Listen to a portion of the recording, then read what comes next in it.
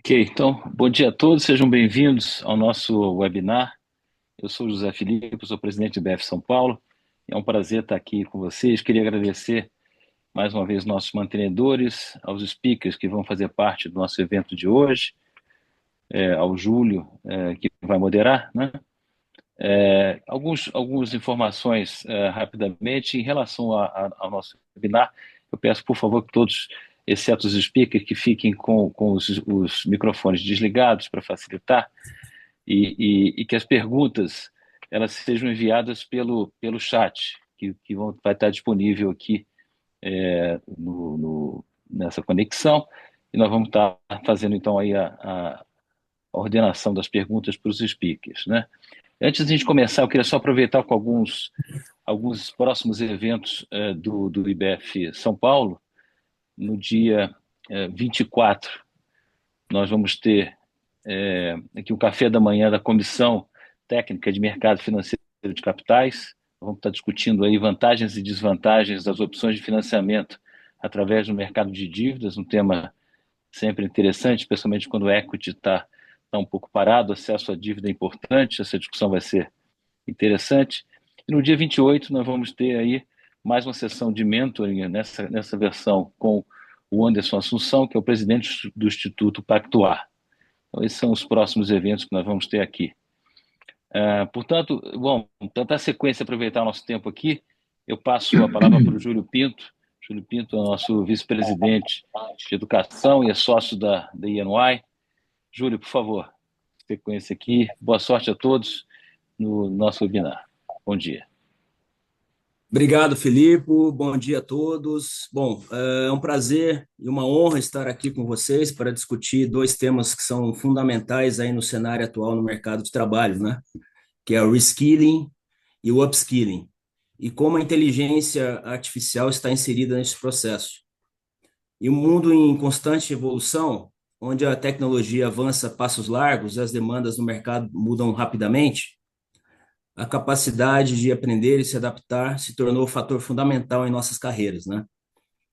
Então, além disso, ao final de nosso bate-papo, que vai durar aproximadamente 50, 60 minutos, o Felipe Cipiciani, que nos apoia aí nas iniciativas de educação no IBEF, também apresentará alguns dos cursos já programados pelo IBEF Educação, que é a nova pasta aí que nós criamos aí no IBEF para atender aí as crescentes demandas que temos aí nessa área de educação e que o IBF está bastante conectado, né?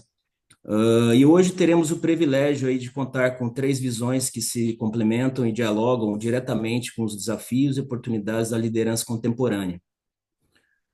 A lente do investidor e do empreendedor, a perspectiva estratégica da liderança de pessoas e o olhar de quem atua como conselheiro em diferentes setores e com vasta experiência no setor de educação. Então, nosso objetivo aqui é de provocar reflexões práticas sobre como o reskilling está redesenhando aí o papel do C-level e o que isso significa para a tomada de decisão, o desenvolvimento das nossas pessoas e a governança estratégica.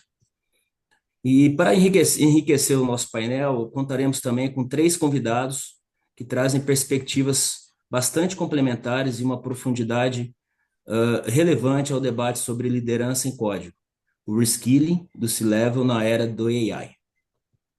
Bom, temos então o privilégio aí de ter conosco a Gabriela Domenech, a Gabi, que construiu uma carreira bastante sólida como CHRO, empresas como GE, Vogel e iSystem, e hoje trilha uma jornada ativa rumo à atuação em conselhos. Daniel Magalhães, investidor e empreendedor, fundou a Virgo e atualmente lidera a Vitrify, com forte atuação no mercado financeiro e de capitais, e investidor em diversos setores. E Armando Lourenço, com vasta experiência executiva, hoje é conselheiro do Instituto UI e na Cataguá Construtora. Então, a gente tem aqui um painel que une as lentes do investidor, da executiva de pessoas e de conselheiro, proporcionando uma conversa rica e estratégica. E, mais uma vez, sejam todos bem-vindos, tá? Estamos bastante felizes em fazer o host desse evento. é um tema de bastante relevância atual e que faremos, inclusive, temos planos de fazer parte 2, parte 3, enfim. Teremos aí ao longo do ano alguns outros webcasts nessa área, a qual a gente entende que o debate é bastante relevante no momento atual. Então, eu vou passar aqui agora a palavra para a Gabi, que seguirá com a apresentação dos dados e trará reflexões importantes sobre o papel do reskilling, tanto no passado quanto no contexto atual. E na sequência, a Gabi vai passar também a palavra para o Daniel e posteriormente ao Armando. Muito obrigado, e conforme o Felipe comentou, peço a gentileza de enviar as perguntas, as quais serão pontuadas assim que houvermos algumas quebras na sessão. Muito obrigado e vamos em frente.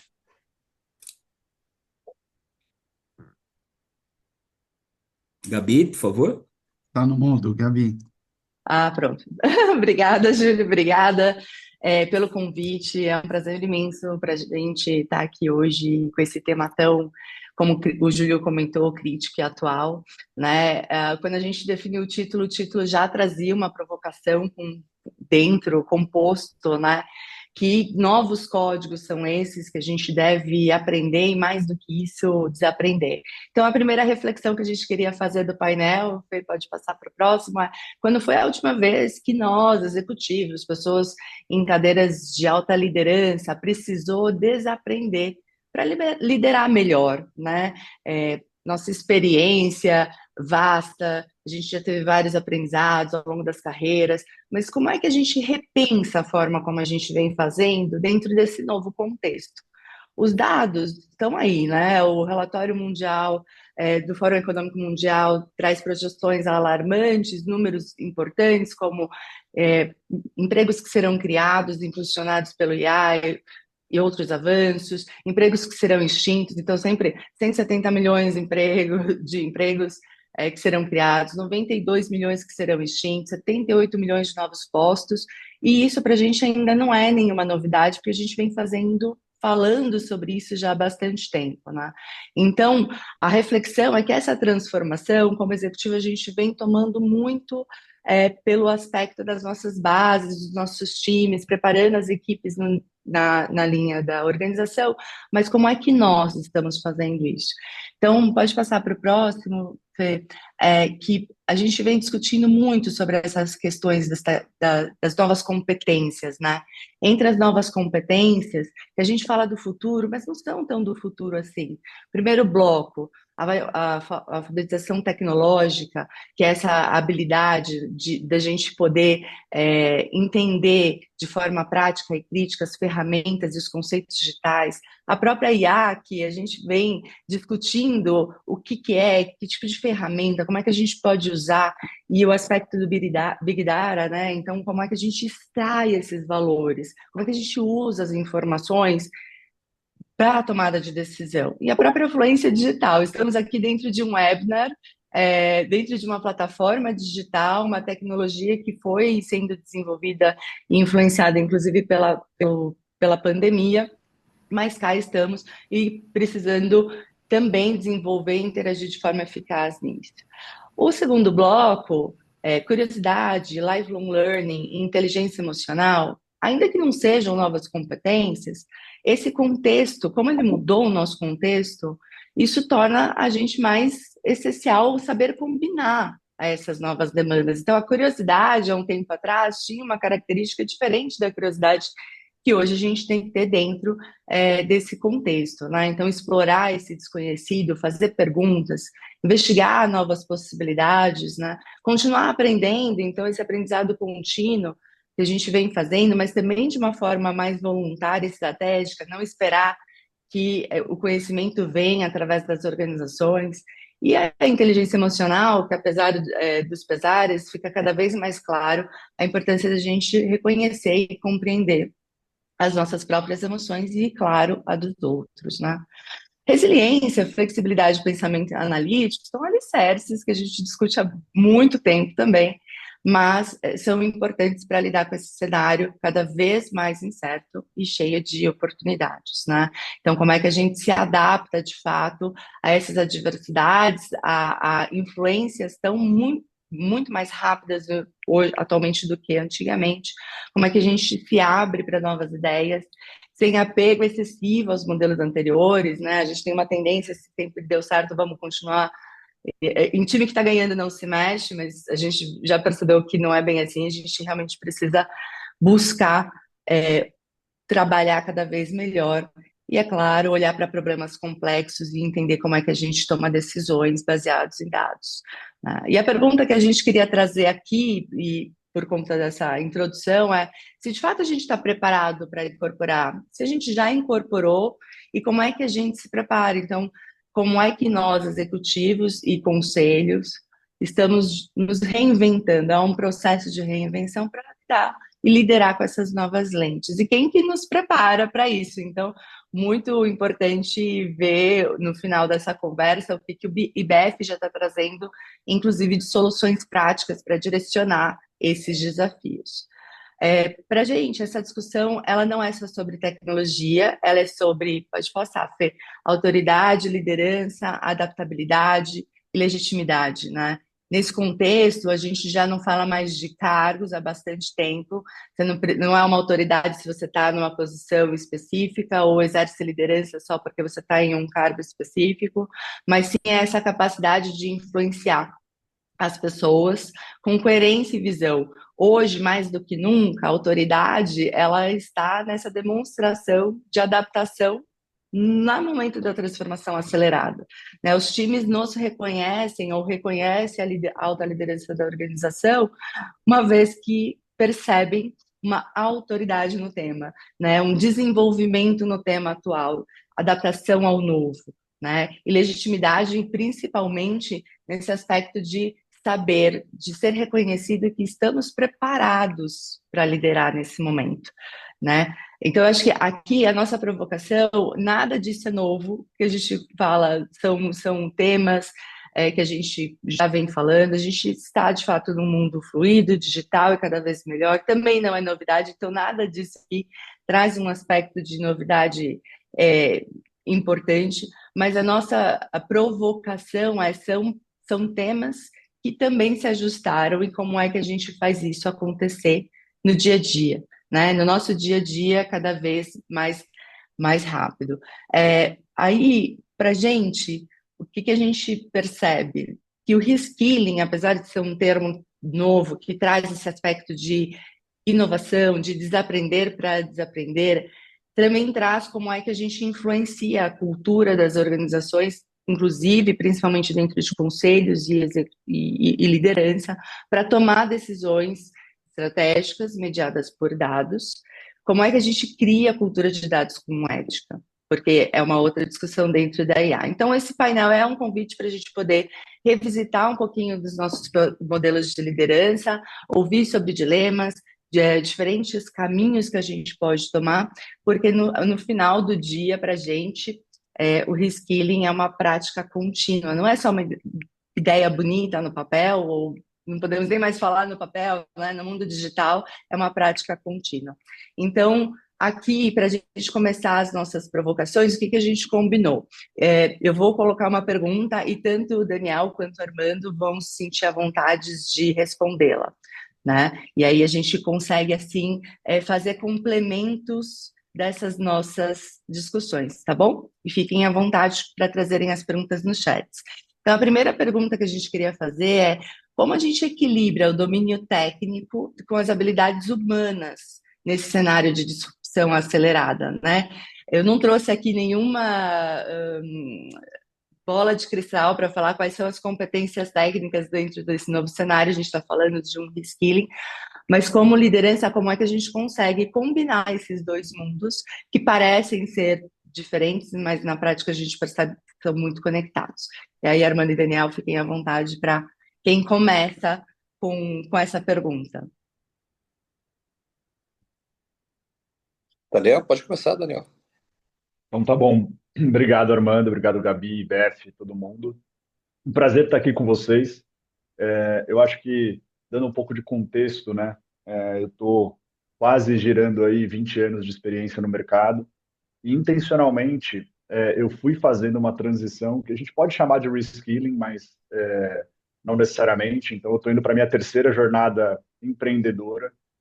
A primeira foram 10 anos numa empresa, né, que viveu todo o ciclo de investimento e desinvestimento em mercado de capitais. Então, uma empresa bem tradicional, sem tecnologia, com uma equipe de uma outra geração. A segunda, que foi a Virgo, que eu acabei de fazer um exit, a gente intencionalmente começou a mexer um pouco mais com competências novas, em termos de tecnologia, IA e etc. E aí, depois da venda, eu estou fundando agora uma terceira empresa 100% baseada em tecnologia, dados e IA. Então, acho que de alguma forma eu fui fazendo esse reskilling da minha competência, tanto como executivo quanto como liderança. E o que eu fui aprendendo nessa jornada, né? Primeiro, o conhecimento técnico, a especialização, ela está mudando cada vez mais rápido, né? Então, provavelmente, aquele MBA ou aquelas competências que a gente aprendeu na universidade, ou até mesmo que a gente aprendeu no dia a dia das nossas empresas mais tradicionais, eles estão sendo impactados por uma novidade constante, novos cargos, novas equipes, novas funções. Acho que isso está mudando muito. E aí, a minha provocação aqui para nós como líderes, né, não necessariamente você precisa estar atualizado ou precisa ser um especialista em todas as novidades, né, porque isso demanda uma intencionalidade de estudo e demanda uma intencionalidade, eventualmente, de competências que não necessariamente a gente precisa ou tem interesse em se aprofundar, né? Eu aprendi a codar, né? Estou aprendendo agora como que cria agentes de IA, como você treina os seus prompts, mas isso está vinculado a um interesse pessoal nisso. Mas quando você extrapola, quando você sai um pouco do nível de especialista, o que eu acho que são os desafios para nós como lideranças, né? Líderes continuarão sendo necessários em organizações, né? Alguém precisa conduzir as iniciativas, conduzir a cultura, conduzir a estratégia e ajudar com que um conjunto de pessoas persiga o mesmo objetivo. E o que eu vejo? Isso é uma função generalista, isso é uma função de liderança, esse é um skill que, na minha opinião, dificilmente vai ser substituído nas organizações. Quais são os desafios hoje de reskilling para mim na função de líder, né? Não é necessariamente as competências verticais, ou seja, as especialidades, mas é o que eu tenho visto de mudanças no perfil do cliente, nos seus hábitos de consumo, nos seus hábitos de interação.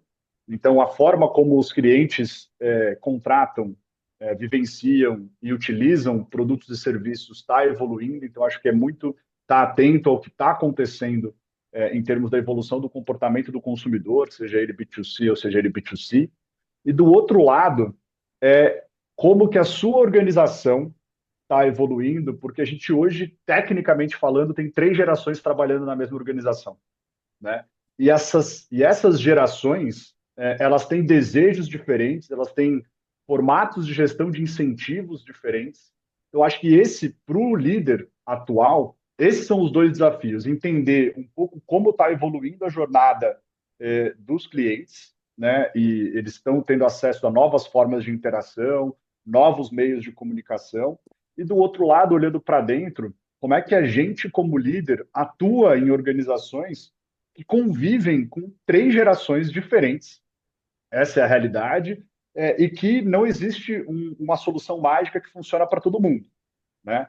Então, como que a gente, de fato, como gestores, a gente consegue trabalhar dentro das organizações muito o modelo de gestão, o modelo de incentivos e como que a gente conecta as alavancas de negócio com os nossos modelos de gestão de incentivos. Então, o grande rescaling para mim, para os líderes, de novo, não é necessariamente aprender essas novas competências, apesar de eu, como curiosidade, adorar trabalhar e mexer com o que está vindo de novo, mas isso demanda uma intencionalidade. Mas, apesar disso, você vai ter pessoas dentro da sua organização fazendo coisas diferentes, de gerações diferentes, e como que a gente constrói uma cultura e um modelo de gestão que permite que essa organização viva esses próximos 50, 100 anos que vem por aí.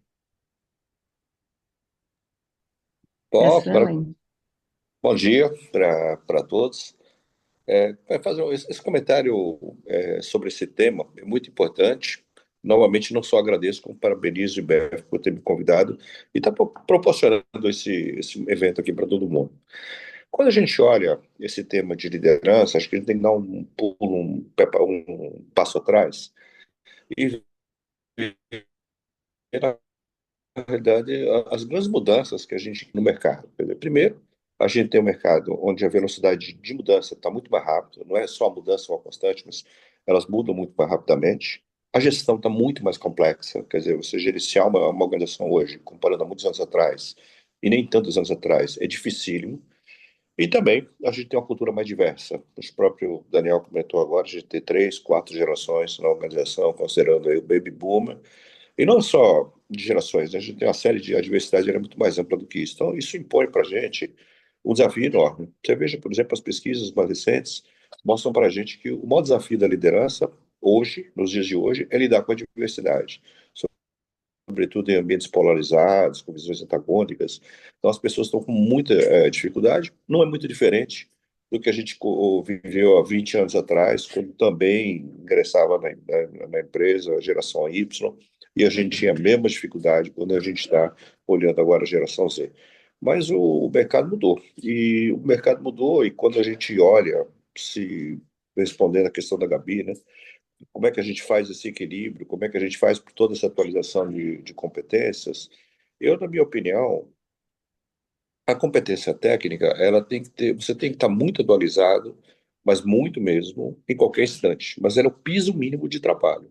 Quer dizer, não tem como hoje, você trabalhando num ambiente muito mais diverso, num ambiente muito mais participativo, você conversa com várias pessoas, não tem, e toma decisões do board com várias pessoas, sou conselheiro, tomo, hoje mesmo já tenho uma reunião à tarde, amanhã reunião o dia inteiro, onde você vai conviver com pessoas, cada um tomando uma decisão, cada um tomando a sua própria decisão, mas a decisão muitas vezes tem que ser coletiva e consensuada. Não é brincadeira, porque cada um tem um olhar, cada um tem uma perspectiva. Se por um lado é mais seguro a decisão assim, também não é fácil você obter o consenso. Mas o piso mínimo é a competência técnica, eu te diria. Quer dizer, isso não há discussão. Mas aonde você vai fazer a diferença, depois de ter essa competência técnica numa posição de liderança, são as soft skills, ou power skills.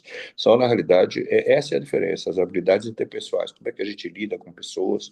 Então, todas essas competências aí mencionadas pela Gabi, que vem do Fórum Econômico, mesmo de outros institutos, elas são fundamentais.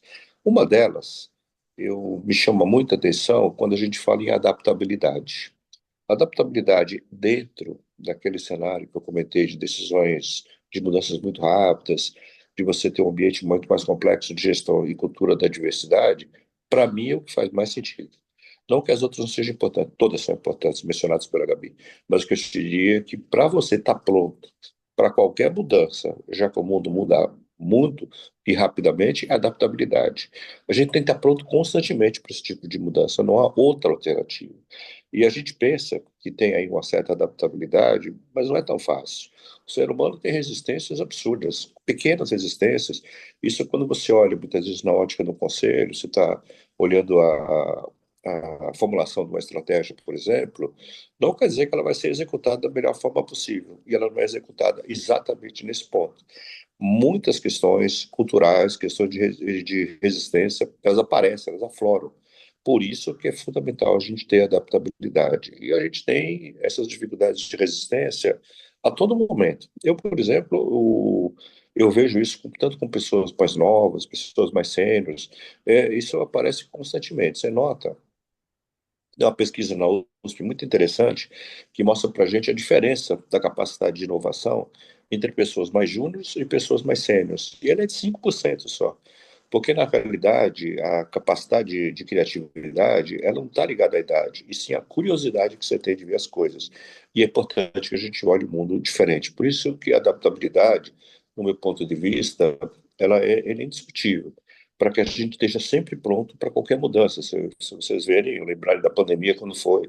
Eu lembro, eu trabalhava junto com o Júlio Braga Pinto, na UI, era lá pelo dia 20 ou 22 de março, não me lembro, de 2020, fomos todos, né, empresa de 400 mil pessoas, trabalhar remotamente. Não, esse é, pumba, de um dia para a noite. E como é que você faz isso? Como é que você se coloca nisso? Não é uma situação tão fácil. E da mesma maneira que a gente estava, eu lembro nesse movimento, a gente estava para voltar, então a gente volta de novembro, não, volta em dezembro, porque dependia da pandemia. Ou seja, nem a volta da gente a gente sabia quando fazia direito, porque a pandemia não cedia, às vezes dava sinais positivos, às vezes sinais negativos. A gente não controla nada no mundo, nada. Portanto, se a gente não tiver adaptabilidade, você não está adequado para as mudanças que vão vir, sejam elas de inteligência artificial ou não. A inteligência artificial também não é nova, ela é de 1950. A gente só não conseguia rodar, não tinha hardware para rodar. Hoje, trabalho nas nuvens, a gente consegue rodar. Então, quando a gente olha isso, tudo, essa evolução, é importante você ter esse movimento de adaptabilidade, de baixar resistências. E como eu falei, não é uma questão só de você ter movimentos, pessoas mais sêniores ou pessoas mais novas. Você veja uma faculdade, por exemplo, você vai dar aula.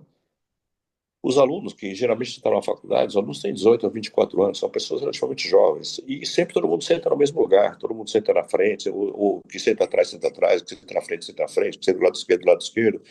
Você não muda nem o lugar. E se alguém pegar seu lugar, pode ser reclamar ainda que pegou o lugar.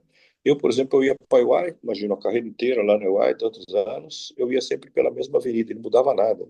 Eu me lembro de uma cena, foi muito interessante, eu estava indo para lá, meu filho estava ao lado, no banco do passageiro, quando de repente ele falou assim, pai, olha que prédio bonito, era uma segunda-feira. Eu fiquei desesperado, falei, puxa vida, não vi nem esse prédio ser construído, você olha a ótica, tanto a pessoa mais nova quanto a pessoa com mais sério, como no caso eu, a gente tinha essas resistências, esses pilotos automáticos que você liga e vai cuidando.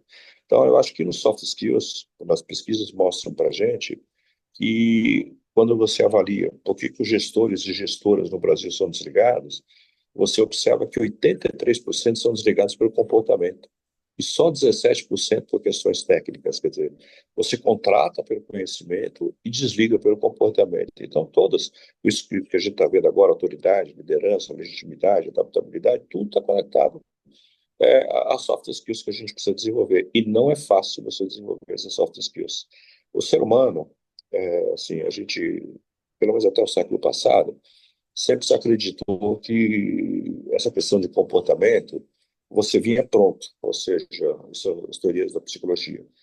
A personalidade vinha pronta. Hoje não. A gente acredita que uma parte é pronta, outra parte você desenvolve em termos de comportamento ao longo, sobretudo da primeira infância. Você vai para o clube, escola, família, igreja, etc. E vai consolidando até os 20, 21 anos, que é a tua fase adulta. Para você mudar depois, só essa parte, não a que vem pronta, essa parte que você tem condições de mudar, precisa de ter realmente uma postura para adaptabilidade muito forte, precisa ter uma postura de mudança. Eu sei que muitas vezes a gente fala, não está mencionado aqui, mas geralmente a gente comenta também, o autoconhecimento como uma das competências mais chave. E eu tenho dúvida, realmente, se é o autoconhecimento é a principal, ou se é a disponibilidade para mudança. Então, se você não tiver disponibilidade para mudança, nem inteligência artificial você consegue utilizar direito. Quantas coisas abre o mundo, assim como o inglês, a inteligência artificial vai abrir muitas janelas para todo mundo, quando você precisa estar disposto a mudar. Por isso que eu te falo, eu não acho que é só ter autoconhecimento, eu acho que precisa ter uma disponibilidade para mudança muito grande. Então, acho que essa é a minha visão que eu tenho aí sobre a questão da Gabriela. Obrigado. Obrigada, Armando. Obrigada, Daniel. A gente fica super feliz, né? Eu, como executiva de pessoas, a gente fala muito em diferentes fóruns de discussão, e apesar do tema, de estarmos felizes de ouvir esse posicionamento do Daniel e do Armando, a gente sabe que muitas pessoas acabam não tendo essa visão das habilidades humanas, valorizando muito mais esse conhecimento técnico, ou até mesmo não reconhecendo esse momento e esse universo de transformação. Acho que a gente tocou em coisas que, se a gente pudesse, a gente ficava aqui mais algumas horas falando sobre cada uma delas, né? A questão das gerações, a questão dos modelos de incentivos, que foi bem importante, essa adaptabilidade, as resistências. Queria saber, Armando ou Daniel, se vocês tiveram alguma experiência onde vocês ou viveram pessoalmente ou estiveram ao lado de pessoas que quando a alta liderança não viu a importância dessa combinação de fatores, essa combinação de habilidades, e que não acompanhou um processo de transformação e que isso influenciou nos resultados, né? Porque no final do dia a gente também está aqui para influenciar, trazer performance para os times. Então, vocês têm algum exemplo ou algo que vocês gostariam de comentar nesse sentido de o que acontece com organizações que não acompanham esse tipo de mudança de mindset, vamos dizer assim? Olha, Legal. Pode falar, Armando. Começa por você dessa vez. você agora. Então tá bom, então eu vou comentar. A gente vê as organizações, hoje o PIB, não só brasileiro, como de muitos países globais, ele atende pela empresa de serviços, né? São muito fortes as empresas de serviços. E quando a gente empresa de serviços, são pessoas, né? Quer dizer, é o concorrente, é o cliente, são as pessoas que trabalham. É muito difícil você não lidar com pessoas. E eu vejo que até se confunde os papéis, né? Até onde vai a empresa, até onde vai a pessoa nesse tipo de empresa de serviço. E quando você não tem uma liderança com características mais emergentes, mais modernas, que visualizam, por exemplo, sobretudo as soft skills, você não consegue andar. Quer dizer, quando você faz hoje, a gente vive um mundo de profundas transformações, né? Então não tem jeito. Então, só que para você transformar, você precisa das pessoas para que vão junto com você. E não é só o CEO, na verdade é o CEO, é toda a diretoria, é todo o conselho, é uma opção de pessoas que estão na liderança que precisam fazer com que a coisa ande. A gente fala em change management, mas se não tiver gente para fazer isso, não funciona. Então, respondendo a questão da Gabi, eu já vi diversas situações onde as pessoas, muitas vezes por uma característica extremamente técnica, não conseguia ver esse lado social, sabe? Esse lado um pouco mais humano, e não conseguia motivar as pessoas. E aí, que a pessoa, muitas vezes, não só do lado de pessoas internas, mas quando você olha o mercado, quantas vezes eu já vi pessoas que não conseguiram perceber a mudança no mercado. Só que o mercado está mudando, e o mundo, ele muda tão rapidamente que se você não tiver essa rapidez de velocidade, de percepção, inclusive, de que está mudando, você fica para trás. Então, eu acho que eu já presenciei várias cenas de pessoas na posição de CEO que não estavam acompanhando a mudança, não estavam acompanhando o lado social, o lado pessoal mesmo, e de mercado, e não conseguiram tocar pessoas muito preparadas tecnicamente, muito preparadas, mas que na realidade não conseguiam lidar com as diferenças, não conseguiam motivar as pessoas. Então tem muita dificuldade. Só que você assume uma posição dessa de liderança, você fica uma vidraça. Todo mundo está enxergando você o tempo inteiro. Antigamente, ainda a sociedade era mais complacente por esse tipo de coisa, por pessoas até que lideravam de uma maneira tóxica, vamos dizer assim. Hoje não. Hoje não só a gente tem uma questão legal, ainda bem, mas como a gente tem uma questão cultural de valores. Portanto, eu já vi diversas vezes pessoas que não têm essa capacidade de enxergar a mudança tanto no mercado quanto interna e não sobreviverem à mudança. E cada vez mais essas pessoas vão ter dificuldade de sobreviver nas organizações. Boa. Obrigado. Acho que no que eu talvez possa contribuir um pouco dentro desse assunto, acho que assim, eu já fui muito mais romântico sobre o que é liderar, o que é empreender, o que é ter uma empresa. Mas, atualmente, indo aí para a terceira jornada, eu acho que a empresa é um negócio, né? Então, acho que a gente tem que sim se preocupar com uma série de fatores em termos de ambiente, cultura, propósito, mas a empresa é um negócio. E o que eu aprendi nesses últimos 18 anos é que nós, como CEOs, nós, como os conselheiros, ou nós, como acionistas, somos os grandes responsáveis por, de fato, alinhar a organização e buscar tudo aquilo que a gente está discutindo aqui. E a grande ferramenta, no final das contas, é uma gestão de incentivos. Né? Então, cabe a nós, como CEOs, como C-Level, como conselheiros ou como acionistas, entender, e até conversou um pouco, eu, Gabi, aqui na nossa prévia desse debate, o quanto que isso é importante. E aí eu vou trazer uma situação que eu vivi na minha última empresa, na Virgo. Né? Então, assim, em algum momento na Virgo, eu tinha embaixo de mim 7 diretorias. Tá? E o que isso significava, no final das contas? Significava que as diretorias estavam embaixo, estavam divididas por competência. Então, você tinha o cara de operação, você tinha o cara do financeiro, você tinha o cara do jurídico, você tinha o cara do comercial, você tinha o cara da tecnologia.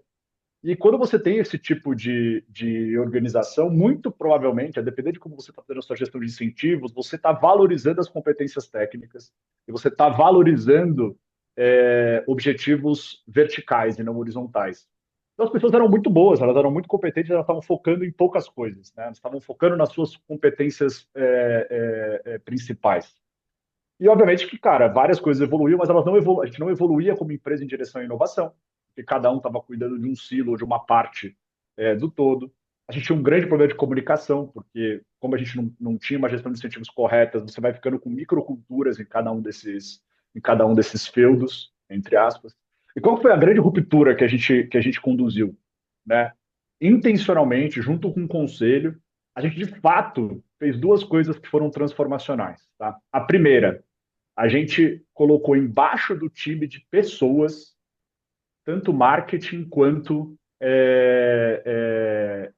a área de acompanhamento de gestão.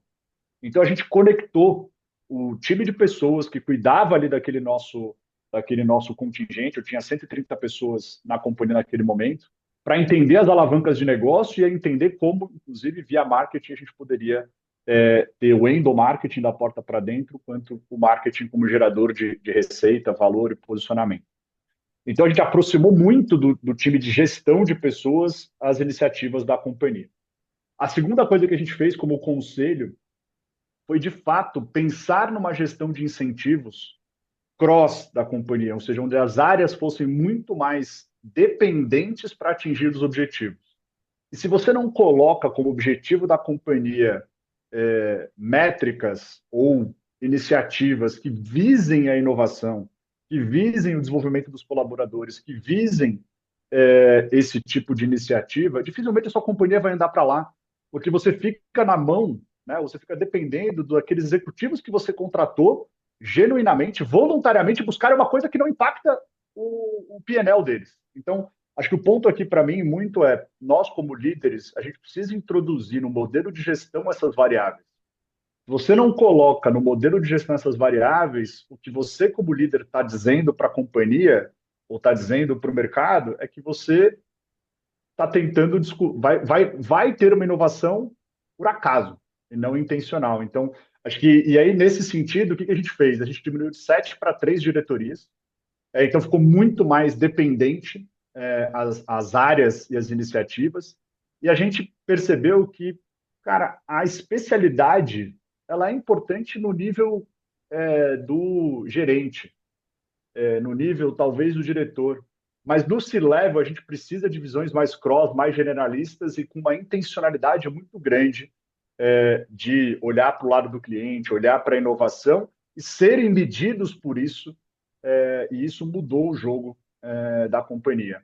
Só para vocês terem visibilidade, em 12 meses, com um modelo de gestão correto, a gente conseguiu quase que dobrar todos os indicadores da companhia e, de fato, conseguir colocar a companhia numa outra rota. Então, dá para fazer muito rápido essas transformações, desde que você coloque os incentivos no modelo de gestão corretos, você mexe uma organização. Acho que, Gabi, vale você fazer um comentário também, senão você só fica derrubando pergunta para cá. Acho que aqui tem um bom gancho aí para você.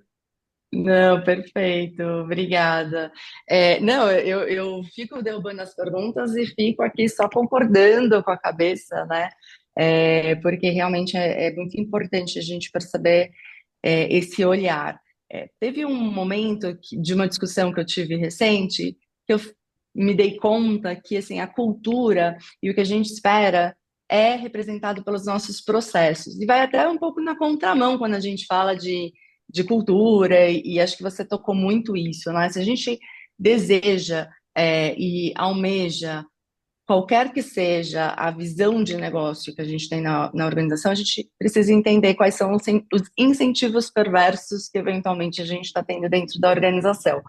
Você falou de inovação, por exemplo. Uma empresa que quer ter inovação como o DNA, ela não pode ter um comitê de inovação que vai demorar 6 meses, um ano para analisar iniciativas de inovação. Isso não traz um aspecto de inovação, por exemplo. Então, acho fundamental. Acho que ainda existe um caminho muito longo para a gente, para repensar a organização, desenhos organizacionais que reforçam realmente os silos, reforçam esse olhar muito mais vertical do que horizontal.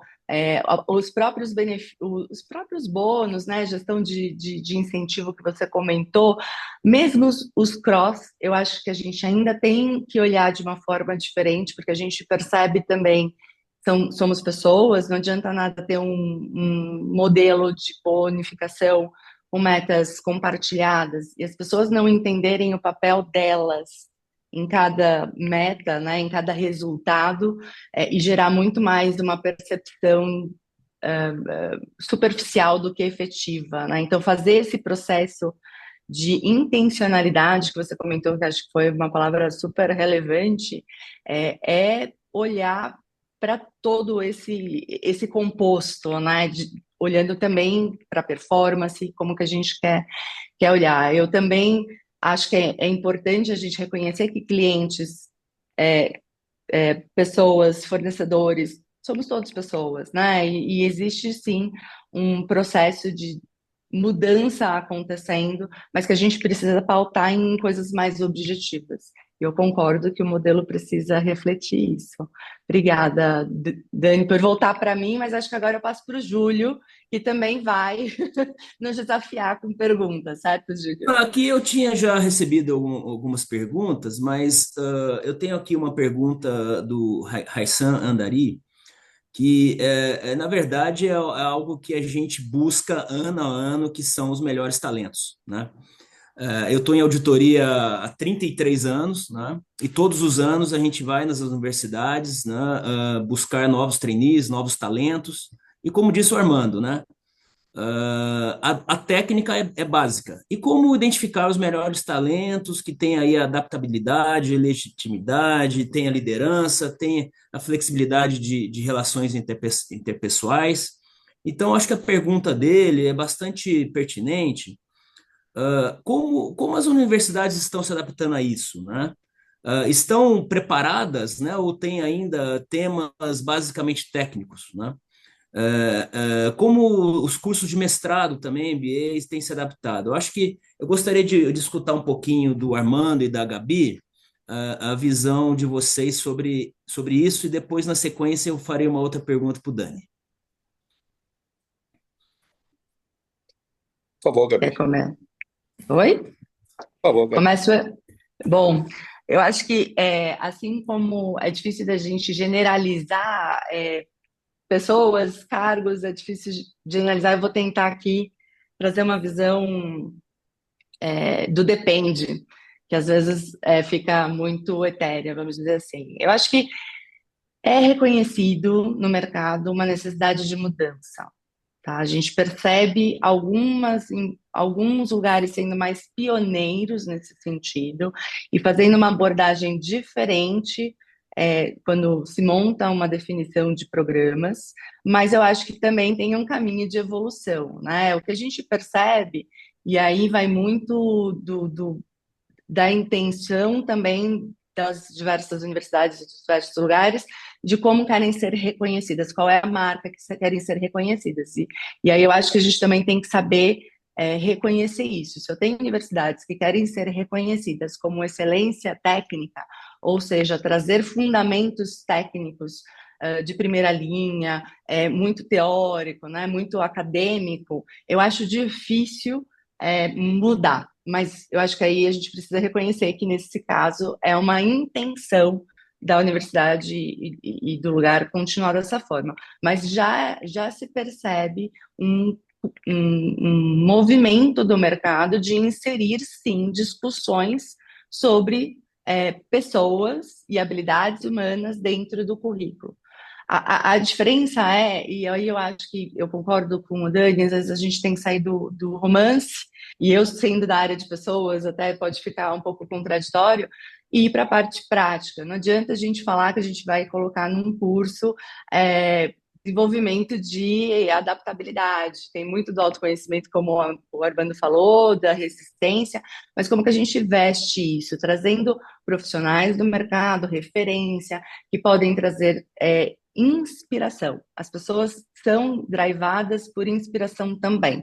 Então, se eu tenho alguém me dando uma matéria, por exemplo, de SG, e que pode falar só do aspecto técnico da SG, ou pode também inspirar a fazer uma transformação efetiva dentro das organizações. Então, tem um depende aí, e acho que mais do que talvez ter uma matéria específica voltada para a habilidade humana, é como a gente insere a habilidade humana, trazendo profissionais que demonstrem isso na prática e na fala, né? Então, acho que é esse lado. Não sei se respondeu, mas, Armando, se você puder complementar, por Sim, favor. sim.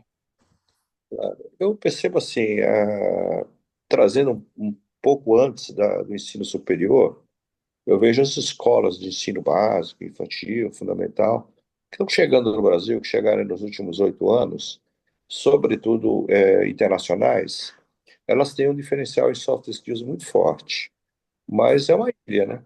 Você é para poucos, né? Uma mensalidade de 15 mil, 16 mil. Então, é uma mensalidade que já faz um recorte que a minoria vai estudar lá.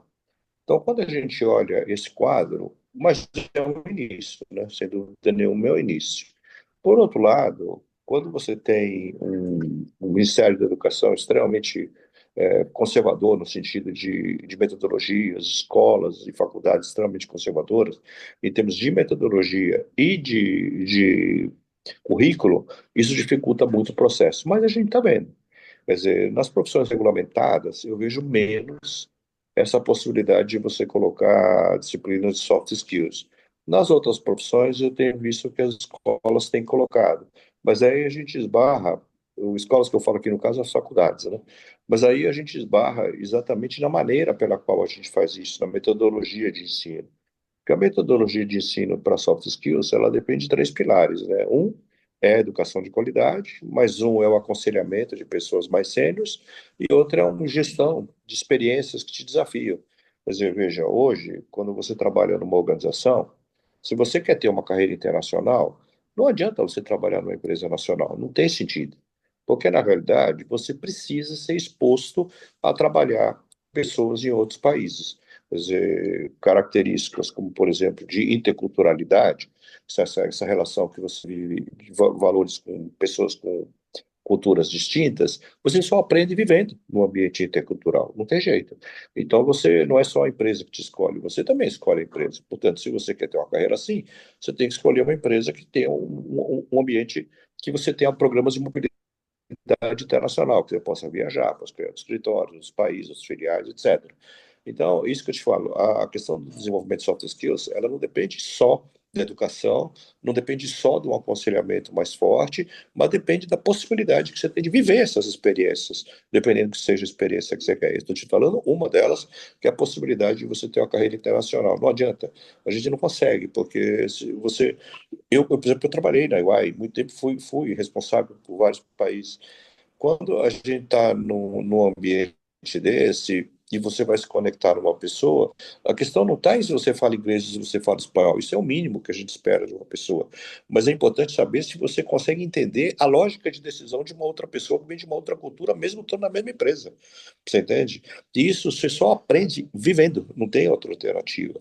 Então, eu acho que o desenvolvimento da soft skills, Júlio, ela tem gradualmente nos cursos não de profissões regulamentadas sendo incorporadas, mas ainda a gente escorrega no desenvolvimento, na metodologia de competências, e que, volto a dizer, não depende só da escola, depende do profissional. Você faz sua carreira. Por isso que essas experiências na carreira é o fundamental, né? É onde você vai se desenvolver. As escolhas são tuas, né? Perfeito, Armando. Obrigado aí pelos Obrigado. comentários. Eu acho que os comentários foram bastante consistentes com o que a gente tem esperado aí de evolução, né? Tanto em universidades quanto em cursos de MBA e mestrado, né? Sem dúvida é uma evolução, mas que a gente espera que os profissionais estejam preparados aí para ingressar nas companhias aí de uma forma que não só a base técnica, né, seja o fundamental, mas também que eles provoquem, né, essas soft skills aí nos novos profissionais e naqueles experientes também que buscam aí cursos de mestrados, MBA, etc. Bom, obrigado. Aqui vai uma pergunta para o Daniel. Daniel, como empreendedor, quais foram aí as principais lacunas de habilidades que você precisou desenvolver ou buscar nos seus executivos nos últimos anos? Especialmente no que se refere ao mindset digital e a capacidade de adaptação aos cenários acelerados. Como que você vê isso, por favor? Boa, acho que essa é uma pergunta super interessante e, obviamente, que eu estou estou respondendo sobre o meu próprio prisma, né? Então, óbvio que podem ter opiniões diferentes. Mas, de verdade, acho que o grande desafio que eu vivi nesses últimos 8 anos, e principalmente quando a gente fala de níveis mais gerenciais e, e de liderança, tá? Não é o conhecimento técnico, por incrível que pareça. Conhecimento técnico você encontra no mercado, tá? Eu acho que o principal desafio que eu vivi, que eu tive que colocar uma energia muito grande nos meus próprios times, são as competências de liderança, de liderar pessoas, de dar feedbacks, de conseguir comunicar como essas pessoas vão ser avaliadas, né, e fazer uma boa gestão de incentivos. Esse, para mim, foi o principal gap que eu encontrei nos executivos de mercado. Então, assim, competências técnicas, cara, tem pessoas incríveis com conhecimento técnico absurdo e provavelmente você sempre vai conseguir encontrar uma pessoa com um componente técnico para aquilo que você precisa em qualquer um dos espectros das suas necessidades. Mas liderar, e principalmente liderar times complexos ou times um pouco maiores, cara, e aí conecta um pouco com o que a gente está falando de universidade, conecta um pouco com o que a gente está falando de mestrado. Eu acho que isso ainda é um gap muito grande. Eu vou falar do Brasil porque eu não vivi isso fora do Brasil, tá? Mas no Brasil a gente forma muito pouco as pessoas para liderar, de fato. A gente ensina muito conhecimento técnico, a gente ensina produção, a gente ensina financeiro, a gente ensina marketing, a gente ensina tecnologia, mas a gente não ensina e não capacita as pessoas para liderar. E aí eu tenho um exemplo que eu tive e que foi transformacional nos meus times, que é, por exemplo, né, o meu cofundador agora na Vitrify, ele passou pelo programa de treinamento de lideranças do Itaú. Gente, Itaú. O pessoal acha que, né, é uma empresa tradicional, centenária, mas o Itaú desenvolveu um programa de formação de lideranças. Um programa intencional, que as pessoas passam 2 anos não desenvolvendo competências técnicas, mas desenvolvendo a caixa de ferramentas para ser um bom líder. E hoje isso é o que eu sinto mais falta, tá? Então você vai contratar pessoas seniors, mas ou ele aprendeu na prática e ele pode ser um bom líder, mas não foi construído essa habilidade, foi vivenciada.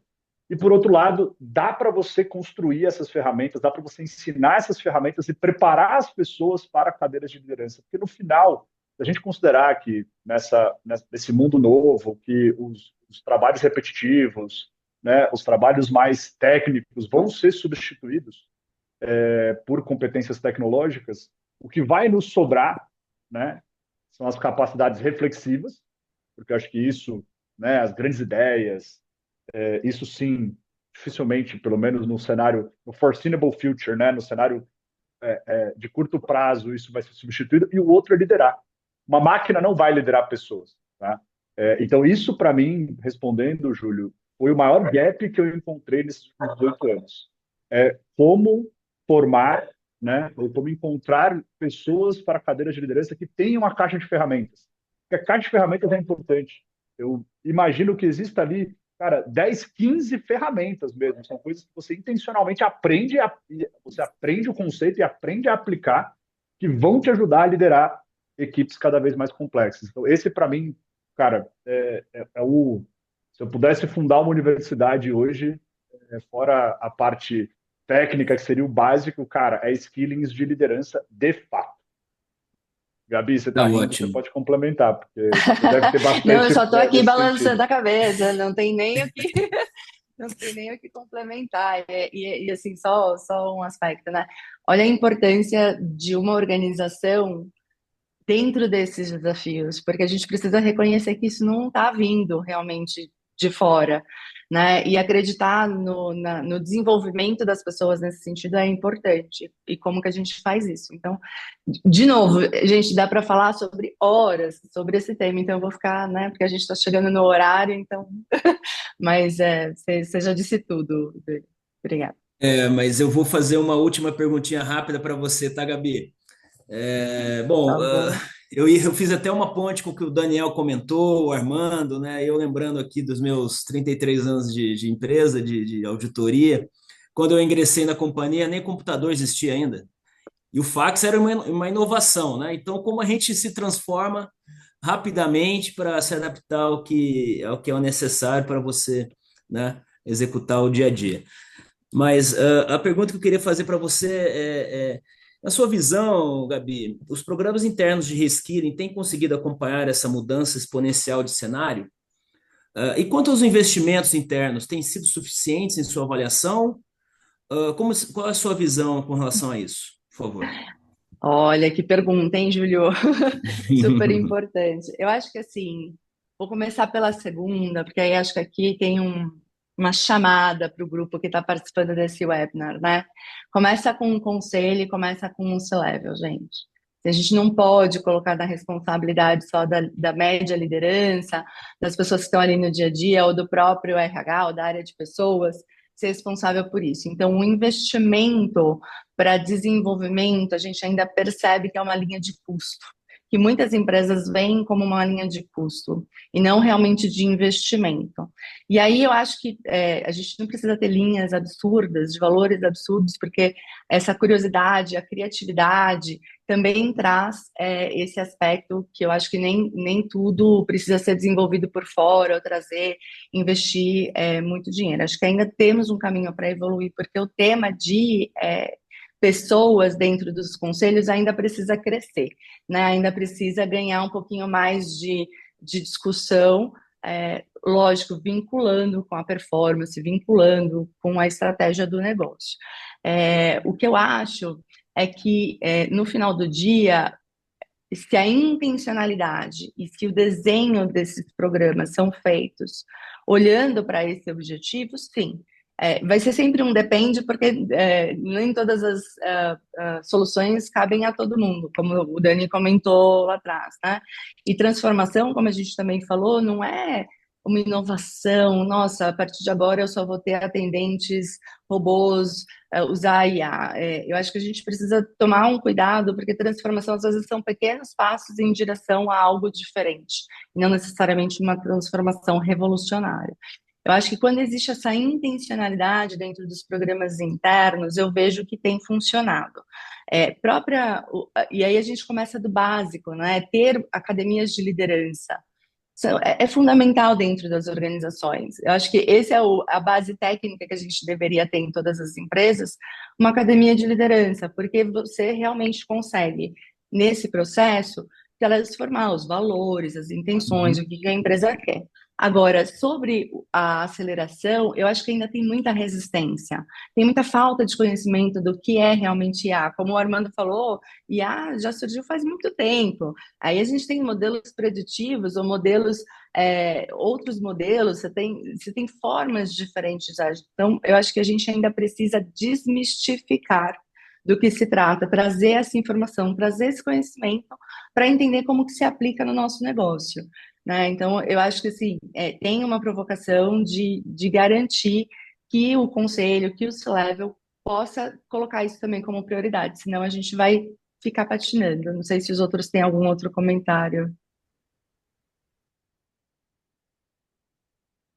Gabi, muito obrigado.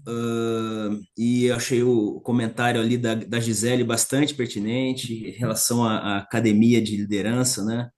Onde as companhias precisam sim se preocupar mais, investir mais, algo que realmente é necessário e essa mudança rápida e constante vai necessitar a cada dia mais de um maior investimento das companhias. Obrigado, viu, José? Bom, já estamos aí com 9:03, então agradeço bastante aí aos speakers pelas contribuições riquíssimas nesse painel. É um tempo realmente de reflexão e aprendizado contínuo para todos nós. Comentaremos agora sobre alguns dos cursos que serão promovidos pelo IBF São Paulo ao longo de 2025. E para isso, conto com o apoio do Felipe Cipiciani. Ele coordena comigo essa frente aí junto ao IBF Educação, e ele fará a condução dessa próxima etapa junto comigo, tá joia? Se você se interessar por algum dos temas que serão apresentados agora e quiser saber um pouco mais, fique à vontade aí para interagir conosco e enviar suas perguntas ao longo da apresentação. Esses cursos que o Felipe vai comentar não são all inclusive, tá? São alguns já programados pelo IBF São Paulo Educação. A gente pretende fazer também, além disso, algumas rodadas setoriais, algumas rodadas com palestrantes de outras universidades também. Então, a gente pretende trazer aos associados e não associados cursos que realmente endereçam a necessidade dos profissionais no dia a dia, em constante evolução e mudança. Felipe, passo para você, por favor. Excelente. Júlio, muito obrigado aqui. Vou passar a palavra. Fique super à vontade para complementar durante a apresentação dos cursos. Como o Júlio já disse, a nossa pasta aqui dentro do IBF, a gente vai ter a parte de educação. E aí, e concatena muito com essa discussão que a gente teve com a participação de todos os nossos speakers, Gabriela, Armando e também o Daniel. Então, aqui a ideia é que a gente apresenta institucionalmente os cursos, é uma agenda previamente para esse ano, claro, que a gente vai pensar em outros cursos ao decorrer do ano para que a gente possa aqui implementar e de acordo com assuntos específicos, como o Dani trouxe, como a Gabi trouxe, como o Armando trouxe, cursos mais voltados a entender a jornada de um executivo, seja no reporte para o C-Level, ou seja aquele para o board. Então, a gente está pensando uma capilaridade para executivos de finanças, podendo ser para a sua equipe ou podendo ser para você. E a gente já começa com um curso que a gente vai iniciar, mas antes, gostaria de falar que todos os cursos foram pensados de acordo com o nosso advocacy, que a gente pensa em questões de economia, tá? A gente pensa ali em questões de ética e em questões de também ali inteligência artificial, tá bom? De reformas. Então, todos os nossos cursos foram pensados nesse nosso quadrante, nosso guarda-chuva principal, que é o nosso advocacy. Eu começo com o primeiro falando de finanças. Para vocês, muitos levos, todos aqui de finanças, a gente pensa assim, como que vocês, executivos de finanças mais modernos, costumam avaliar e entender o ecossistema de inovação pensando em avaliar uma startup, interagir com um venture capital ou estruturar um spin-off e investimentos estratégicos. Então, nesse curso chamado Venture Capital, Finanças para Inovação, tá? A gente vai abordar alguns KPIs extremamente importantes e até chegar a estruturar formas de captação com fundos, investidores anjos, tá? E também venture debt. Ok? Então a gente vai discutir algumas avaliações de empresas, tá? No ambiente de startup e empresas mais sólidas, tá? Com exit estratégica e também estruturar a governança pensando em vários ciclos da empresa, tá? Então, é um curso voltado para a área financeira, no Centro de Inovação, que procura preparar para a liderança falar com grandes investidores com dados mais corriqueiros e mais técnicos possíveis. Claro, que ali a gente vai trabalhar essa questão da soft, também skills, para de uma forma que você consiga preparar uma oratória e um tipo de conversa, tá bom? Bom, seguindo com o próximo curso, é um curso mais tradicional, que é o de Finanças Corporativas Capital de Giro. Este curso de capital de giro, ele está pensado como que você avalia a saúde financeira da empresa. Tem empresas, e aí esse curso é muito voltado para todos os tipos de empresas, tá? E aí aqui a gente vai entender muito do fluxo de caixa. Bom, eu imagino que vocês sabem que grande parte do tempo é avaliar o fluxo de caixa das suas empresas, tá? Então é muito para que vocês tomem decisões juntamente com a parte do board, da diretoria, sabendo como que eu consigo avaliar o meu fluxo de caixa pensando naquele mindset como um gestor, como naquele KPI importante que eu quero buscar com o nosso objetivo. Então, esse curso de Finanças Corporativas Capital de Giro é um curso técnico, prático, bastante prático, e baseado em cases reais, onde você e todas as pessoas que querem participar vão conseguir dominar o ciclo de caixa, saber simular situações atípicas da sua empresa, como de fato você pode se financiar, se é mais barato ou não, de que forma, tá? E que quanto isso pode impactar nas decisões da avaliação da empresa, tá? Sempre na perspectiva da empresa e dos investidores. Legal? Então, convido vocês a participarem, que é idealmente para todos, mas muito mais focado para aqueles que façam reports, tá? Para o seu público de C-level, tá? Que precisam alinhar a gestão de liquidez com crescimento sustentável. Bom, na sequência, a gente fala muito aqui, e falamos muito aqui hoje, sobre a questão da oratória e comunicação. Então, a gente também vai preparar um curso voltado à comunicação para a alta gestão. Esse curso, ele é baseado em olhando como que você consegue preparar uma boa comunicação para diversas situações atípicas.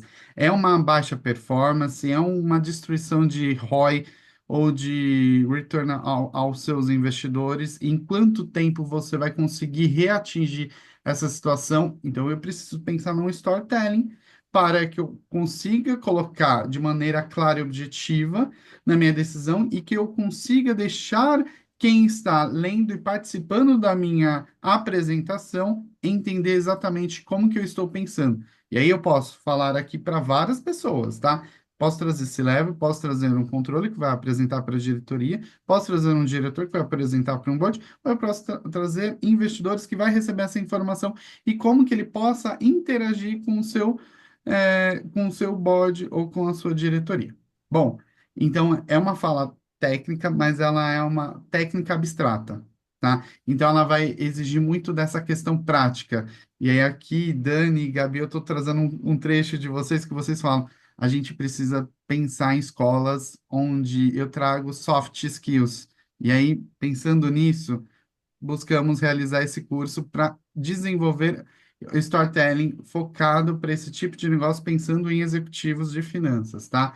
Então, é uma construção de uma prática narrativa com o objetivo claro de gerar conexão, legitimidade e alinhamento. Eu quase copiei do seu slide. Não foi essa a intenção.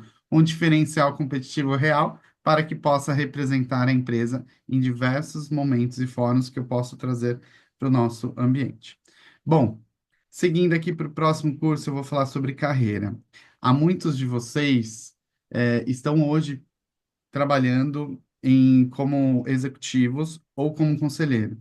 Se eu perguntar quem está mais forte em conselheiro, aqui é o Armando e a Gabi, se eu perguntar para eles em que momento que você mudou essa chavinha, talvez eles vão falar assim, eu não sei, eu não tinha esse propósito, isso foi acontecendo e eu senti que eu estava sendo absorvida pelas minhas conexões e pela minha história. Talvez em algumas pessoas, Gabi e Armando, isso não é claro, tá? As pessoas não conseguem se recolocar, não conseguem, de fato, estar aflita com o dia a dia e aí ele não sabe o que vai fazer, tá? E tá tudo bem, e aí ele vai contratar um especialista para que ele possa discutir com ele um coach ou até mesmo um psicólogo para falar o que que eu vou fazer. A gente montou um curso e esse curso é um dilema que muitos não se falam, mas é um dilema. O que eu vou fazer? Eu vou ser empreendedor, como o Dani vai fazer, mas você sabe tudo que você vai colocar na minha PF? Você sabe todos os riscos que você tá? Ah, não, eu vou para um conselho, você sabe todos os riscos que você vai incorrer? Ah, não, eu vou voltar para executivo, mas você está preparado para voltar numa situação dessa e com o momento atual diferente, como a gente viu aqui na nossa discussão do dia de hoje? Então, esse curso é voltado para isso. A gente chama aí de crepúsculo do CFO, mas eu diria que é o crepúsculo do C-Level. É onde a gente pensa como que você vai gerar legado com estratégias para a transição de carreira bem-sucedida. Eu vou ir para. Eu vou ser empreendedor, eu vou ser executivo ou eu vou ser conselheiro? Porque no final do dia você tem boleto para pagar. E no final do dia você precisa. Estou planejado acabar com a minha carreira e vou ficar só pro bono? Tá tudo bem? Seu padrão de vida é esse mesmo? Tá tudo bem? Você consegue arcar? Então, essa é a discussão que a gente vai trazer nesses 3 encontros desse curso, muito para trazer reflexões práticas, financeiras e uma inteligência emocional onde a gente vai conseguir saber qual é a sua dor, o que você quer fazer, onde você quer chegar. Será que você tem capacidade para chegar ou será que você está tentando colocar estratégias diferentes? E aí tem um papel de mentoria. E aí, Gisele, muitos aspectos que você comentou aqui no comentário do chat também vai ajudar. Bom, conto com vocês. Bom, e para a gente ir para a prática e muito focado em liderança em código IA, a gente vai fazer 2 cursos aqui de Tech IA. Um é muito mais para a gente falar do mindset de maneira geral sobre como que eu uso IA para finanças e contabilidade, muito focado para os nossos executivos de finanças, tá? E seus reportes, tá?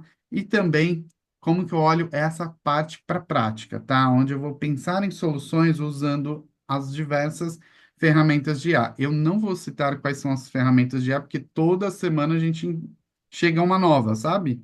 Tá? Então, eu diria que isso a gente vai conseguir fechar um mês antes, tá? Da realização do curso. Então, inicialmente, a gente sabe que a área de compliance de vocês permite pouquíssimas inteligências artificiais para que sejam utilizadas e implementadas. Portanto, essas é essencial que tenha. Claro que a gente vai trazer outras de mindset para que você também possa refletir e saber como que você consegue articular com o seu compliance e se é possível você utilizar, claramente com toda a política da empresa de conduta a ser utilizada. Tá legal? Bom, se eu falar para vocês o calendário, eu já vou começar. O primeiro curso de maio, então a gente dá aqui a abertura de todos os nossos cursos, oficialmente pelo IBEF, né, Júlio? E aí a gente tem uma agenda prevista. Eu já aviso vocês que no nosso portal do IBEF, então, para associados, já está divulgado todos esses cursos. É isso mesmo, gente. Está divulgado, então você já pode fazer a sua inscrição. Lembrando que todo docente, para que ele gere maior qualidade, a gente tem uma quantidade máxima, tá? Então, é limitado pela quantidade de inscrições, tá? Então, por favor, não perde tempo, vai lá. A gente sempre está programado esses cursos à noite, das 7h15 até as 10 horas, com a realização de uma atividade pré-aula, tá? E esse curso, ele é pago e eles normalmente são estruturados em 3 dias, tá? Tem cursos que a gente vai deixar em formato híbrido e tem cursos que a gente vai deixar em formato 100% remoto. 100% remoto é este de julho, de Finanças e Inteligências com IA. A gente tem a parte prática e a parte mais de mindset, de estruturação, para que todo mundo esteja no mesmo ambiente. Então, a gente começa em maio com aquele curso de transição de carreira, tá? Em junho, de Venture Capital, tá? E Finanças para Inovação. Em julho, tá? É o julho de Tech e Inteligência Artificial. Em agosto, Finanças Corporativas e Capital de Giro. E, por fim, a gente encerra esses cursos que a gente planejou, Cultura, de Fã, Comunicação para Alta Administração, pensando aqui no Storytelling. Bom, eu me despeço aqui. Muitíssimo obrigado. Aguardo a inscrição de vocês e fique à vontade. Querem compartilhar com a sua equipe? Por favor, é só entrar em contato com a gente. A gente também vai divulgar aqui em todas as nossas redes, tá bom? Obrigado, Júlio. Perfeito, obrigado. Muito obrigado, Felipe, Ricardo e Márcio, obrigado pelos comentários aí no chat também. Bom, chegamos aqui ao final do nosso encontro de hoje e antes de encerrar oficialmente, gostaria de reforçar o convite para participar dos cursos que foram apresentados aí pelo Felipe e que foram pensados para responder aos desafios mais atuais do mundo corporativo, com conteúdos específicos, aplicáveis e totalmente conectados às transformações. Agradeço a presença de todos, em especial aí aos nossos mantenedores, aos membros corporativos e parceiros institucionais que viabilizam a realização de iniciativas como essa. Como eu comentei, teremos alguns treinamentos, alguns cursos adicionais, e todos eles serão postados aí no site do IBEF nos próximos meses. Muito obrigado pela participação de todos, obrigado, Armando, obrigado, Gabi, obrigado, Daniel, obrigado, Felipe, e nos vemos aí nos próximos webinars e cursos do IBEF em 2025. Uma excelente semana a todos. Um abraço. Obrigada, até mais. Obrigado, Obrigado. Júlio. Tchau, até logo. Tchau, obrigado.